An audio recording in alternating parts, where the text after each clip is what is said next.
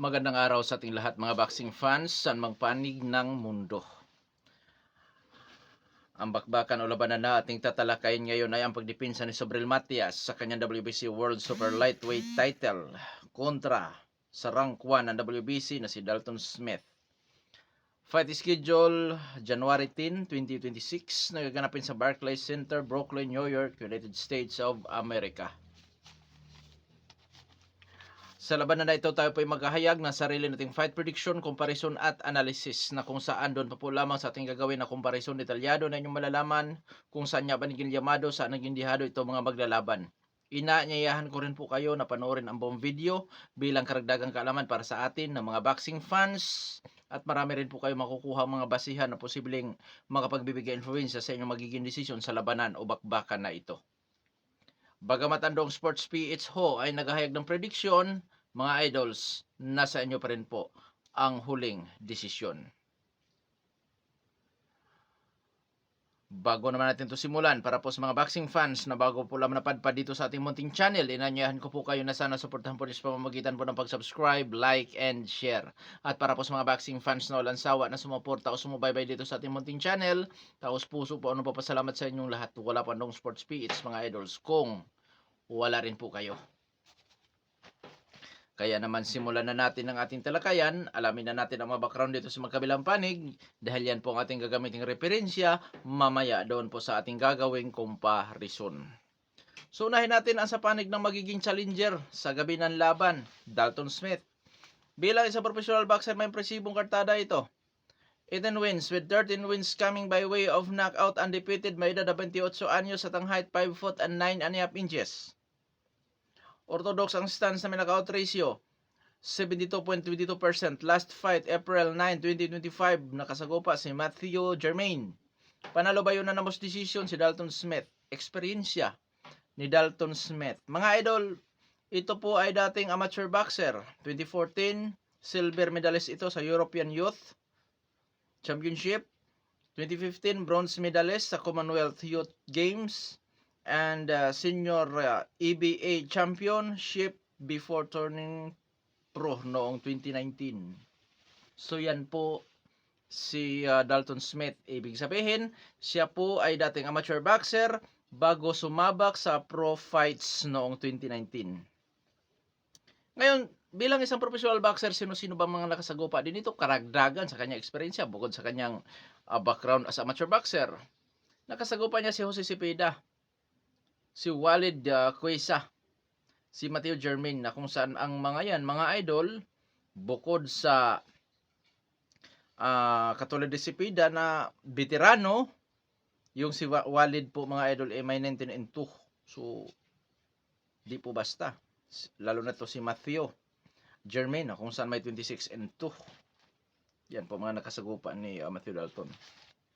Na sa pro fights, nakapagbibigay sa kanya ng magandang karanasan at syempre nagloklok na rin sa kanya bilang magiging top contender sa WBC. Dito kasi sa WBC mga idol, sa super lightweight division, si Sobrel Matias, ang kanyang yung kumbaga may hawak sa WBC interim ay si Pitbull Cross. Ay napakakanang laban ko sana sila ni Pitbull Cross mga idol. Talaga naman. Kaso kagagaling lang ni Pitbull Cross sa isang laban, so ibig sabihin sa rank 1 talaga. Automatic na kailangan magdepensa nitong si Sobrel Matias kung ayaw niyang matanggal sa kanya ang WBC, which is ito nga si Dalton Smith.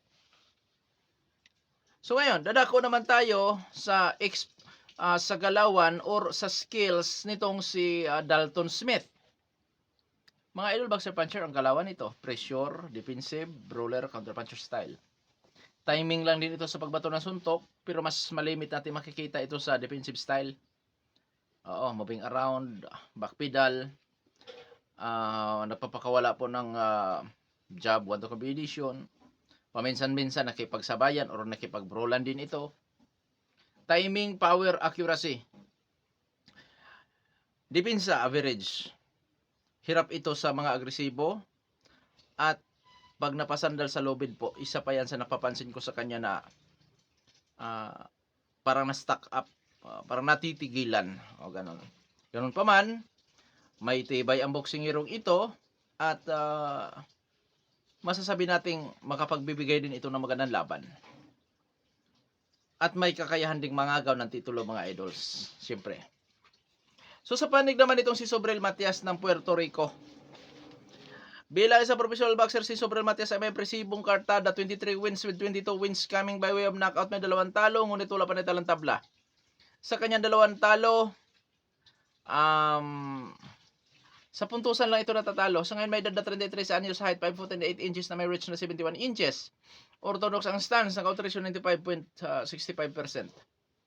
Last fight, July 12, 2025, nakasagupan niya ang technical or all-around boxer na si Alberto Puelo. Panalo by majority decision si Sobrel Matias. Karanasan, eksperyensya ni Sobrel Matias. Two-time world champion. Nag-world champion ito noong 2023 matapos siyang talunin si Jeremias Nicolas Ponce. Nagkaroon siya ng pagdidipinsa sa kanyang IBF. Suhadjon aggressive, tapos naagaw sa kanya ang titulo nung mapalaban kay Liam Paro. By decision natalo si Sobrel Matias kay Paro. At noong 2025, nakabalik as a world champion itong si Sobrel Matias. Natapos siyang talunin ang all-around boxer na si Alberto Puelo.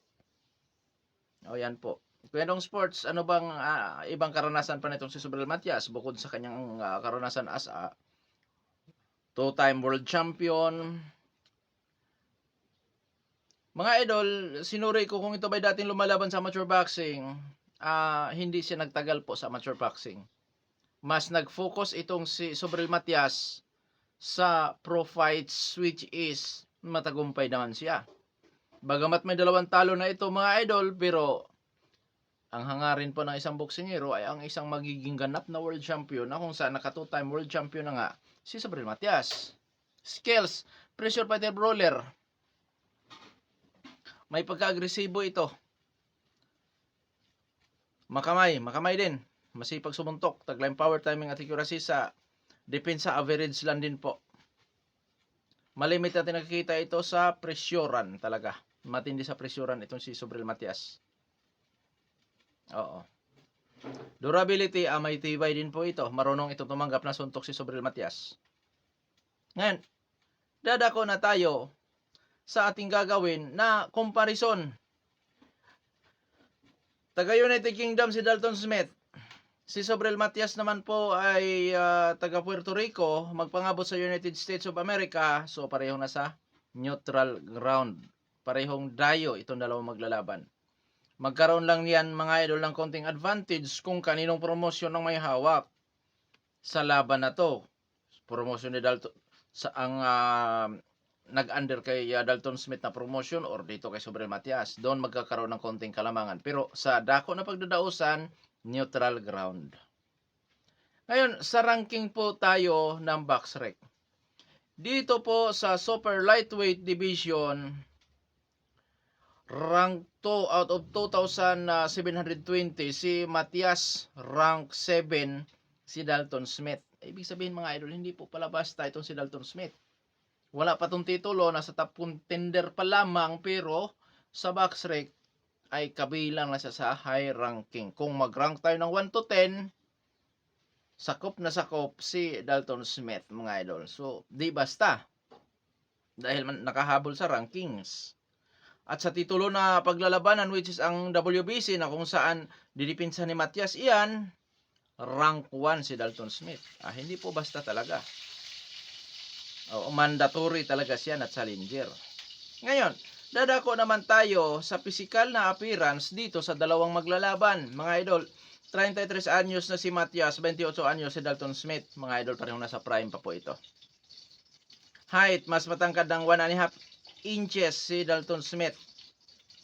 Sa reach, ganun din, lamang ng kaunti itong si Dalton Smith. So height, reach, lamang si Dalton Smith.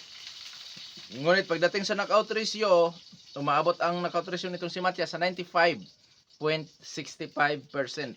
Si Dalton Smith, may knockout ratio din po ito na 72.22%. So ibig sabihin, Lamang sa power si Sobrel Matias, pero ang labanan na ito ay labanan po ng knockout artist. Dahil ang 72% knockout ratio consider na yan as a knockout artist, mga idols. So bumawi si Sobrel Matias dahil nandito tayo sa comparison, so lamang si Matias sa power or knockout ratio. Activity fight, parehong aktibo. O pareho silang aktibo pa, mga idols. Eksperyensya.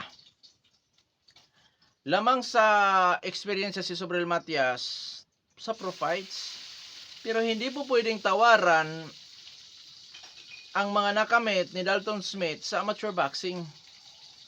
Kuya Dong Sports, doon naman sila magpangabot sa pro fights eh. Tama ka, kaibigan. Kaya hindi pwedeng maliitin nga itong si Dalton Smith pagdating sa eksperyensya. Bagamat hindi gaanong mga kilala ang kinalaban nito, na kung saan ang pinakakilala lang natin na talagang masasabi natin popular na dating world title contender o challenger katulad ni Jose Cepeda. Oo. Pero yung background talaga ni Dalton Smith as amateur boxer, mga idol, ay ang panlaban talaga niya dito kay Sobrel Matias. So dyan, sa experience 55-45 in favor of Sobrel Matias. Siyempre dito sila magpangabot sa pro fights, at si Matias po ito time world champion na po yan, na kung saan isa yan sa kinatatakutan din dito sa super lightweight division dahil delikadong katunggali itong si Sobrel Matias dahil napakalakas. Skills lamang po si Dalton Smith, boxer puncher, pero taliwas naman itong si Sobrel Matias dahil yung aggressiveness, pressure fighter style nitong si Matias, yun ang malimit nagpapahirap sa mga all-around boxer. Boxer puncher, which is boxer puncher nga si Dalton Smith. Kung makadikit si Matias dito, dahil itong si Dalton Smith as a boxer puncher, yung defensive style nito, mga idol, na may kakayahan sa papanatili sa distansya. Kung makadikit si Matias, yun ang kanyang chance sa makapagpatama ng mga solido. Or kung ma-corner niya itong si Dalton Smith. Ngunit, kung mapanatili ni Dalton Smith ang distansya, dahil nga ito po ay may magalaw din na boksingero, yun ang kanyang chance na makalamang or magkaroon ng advantage pagdating sa puntusan. Oo. Pero hindi po yan ganun kadali talaga. Kasi nga yung aggressiveness, matinding pamimirisyon itong si Matias, mga idol, hindi po yan matatawaran talaga. Kilala si Matias sa ganun eh. Dito, sino Llamado kayo dong sports? Llamado si Matias. 55-45 in favor of Matias. Ngayon, dadako na tayo sa team prediction. Matias ako dyan. By knockout, technical knockout. Ito ay 12 rounds. Magsimula yan, mga idol, sa 10 to 12. 10 to 12, Matias ako dyan by technical knockout. Ngayon, dahil sa nasabi ko nga rin kanina na may durability o tibay si Dalton Smith.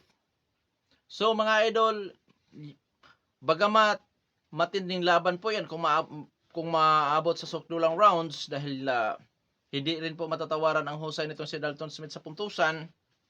So Matias pa rin ako by unanimous decision, split decision, majority decision. So ibig sabihin po, mga idol, knockout o puntusan, ang Dong Sports PH ay pabor kay Matias.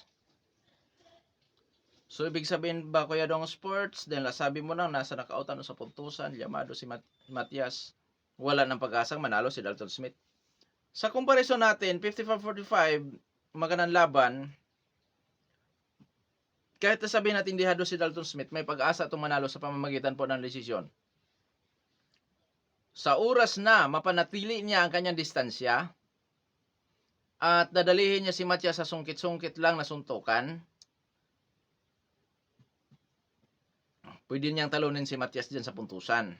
May kakayahan, may pag-asa, may tsansang manalo.